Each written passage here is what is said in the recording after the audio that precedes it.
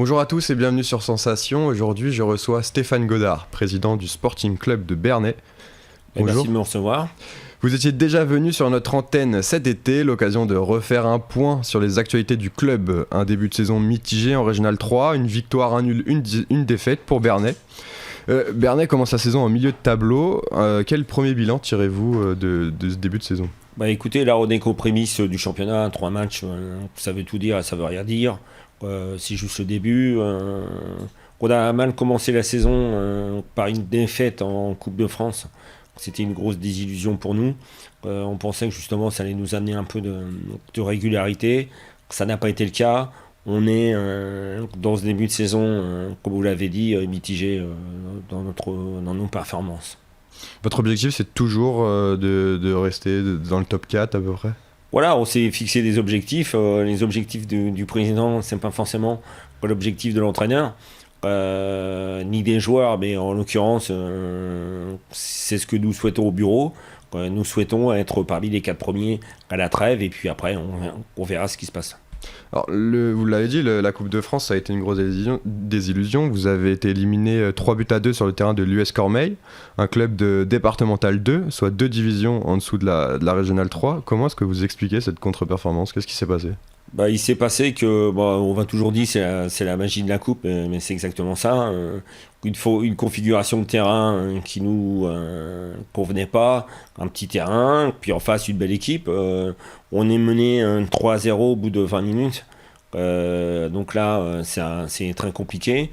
On revient au score à 10 minutes de la fin, on pousse et puis on n'arrive pas à concrétiser nos occasions.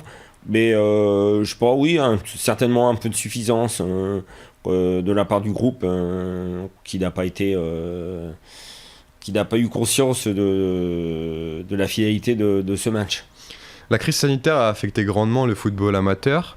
Comment le club s'est-il adapté en ce début de saison ? Est-ce qu'il y a des habitudes qui ont changé par rapport à avant ?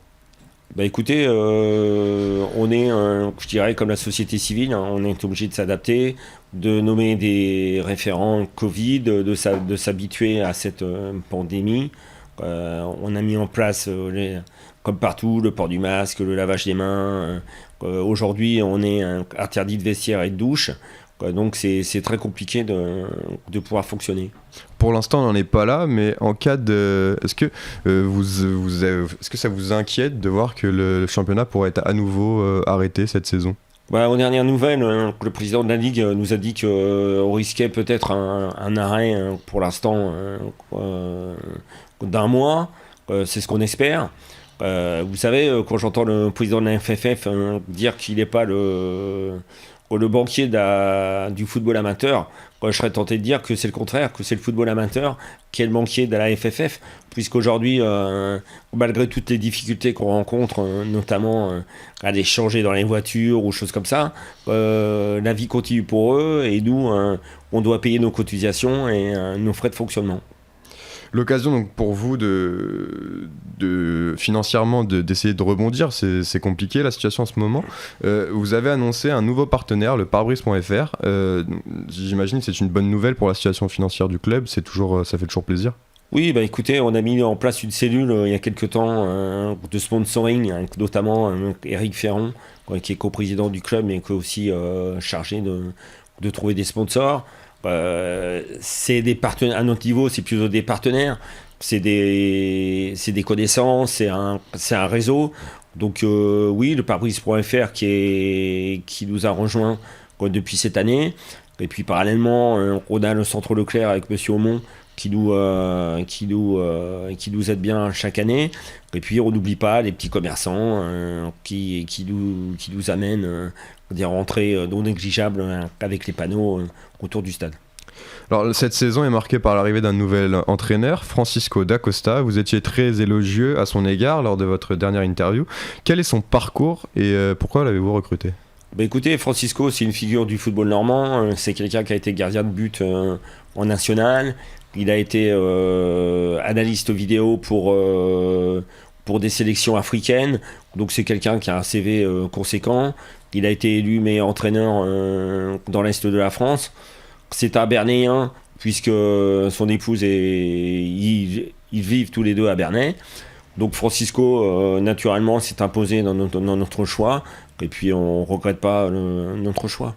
Comment se sont passés ces premiers pas au Sporting Club de Bernay? Quels ont été les premiers retours des joueurs? Est-ce qu'ils étaient contents de travailler avec lui? Bah écoutez, le premier ressenti au départ, c'était un peu de retenue. Parce qu'effectivement, Francisco avait une image qui lui collait à la peau. Aujourd'hui, les joueurs sont satisfaits des entraînements, de la technique, de ce qui est proposé. Il y avait un cycle qui s'est terminé. Donc Francisco a bien fait son travail, fait bien son travail. J'aimerais maintenant avec vous parler des infrastructures du club. Il y a 2 mois, vous parliez des travaux pour le stade Denis Bailly. Où est-ce que ça en est? Bah écoutez, l'éclairage à Bataille et à Bailly a été finalisé. Sinon, on avance sur certains projets. La mairie a entre ses mains les différentes options. Maintenant, nous ne sommes pas les décideurs de ce genre de choses. C'est Madame la maire qui prendra les décisions. Vous militez depuis un moment pour la création d'un terrain synthétique à Bernay. Quelle est la position de la municipalité sur cette question? Et est-ce qu'il y a des discussions en cours actuellement? Bah écoutez, nous, on a amené nos billes, je dirais, au service des sports de la ville de Bernay. Tout a été budgétisé. Il y a un reste à charge qui est conséquent, puisque le reste à charge, c'est environ 400 000 euros. Nous, on milite effectivement pour ce synthétique, pour que ce soit un nouveau terrain. Donc c'est un nouveau terrain, ça remplacera pas les terrains qui existent déjà. Bah oui, c'est pas le but, parce qu'aujourd'hui, sachez quand même qu'on a un terrain d'entraînement pour 17 équipes. Donc on laisse le choix à la mairie d'acquiescer ou pas cet équipement, mais pour nous, c'est vital. Et en attendant, il y a le projet donc, de ce terrain synthétique. Vous avez dit, budgétisé 400 000 euros, ce sera ça le prix du terrain? C'est-à-dire que c'est le reste à charge. C'est le reste. Voilà, un terrain synthétique. Ça coûte environ combien? 800 000 euros. Et la mairie actuellement, elle est plutôt pour, elle est plutôt contre? Comment ils réagissent? Je dirais que c'est comme dans toute démocratie. Il y a des gens qui sont pour, d'autres contre. Nous, on attend cet équipement depuis un moment, et puis ça permettra au club de poursuivre dans son ascension. Ça vous changerait la vie, ce terrain synthétique? Oui, bah c'est aujourd'hui, c'est avec, vous voyez, le temps qu'il fait, les intempéries, et puis ça donne notre possibilité, et puis c'est indéniable, un terrain synthétique, c'est un aimant. Ça vous amène de nouveaux licenciés, on peut pas le contester. Et alors, terrain synthétique avec ou sans billes? Parce qu'on sait qu'il y a des études sur le sujet qui disent que les billes seraient mauvaises pour la santé. Alors oui, les billes, quand elles sont de nature, je dirais quand c'est des pneus qui sont concassés, effectivement, c'est très dangereux, c'est pas fait pour ça le pneu. Mais aujourd'hui, il y a du caoutchouc naturel, voilà. Je cherchais, le caoutchouc naturel existe, et il peut effectivement remplacer ces billes.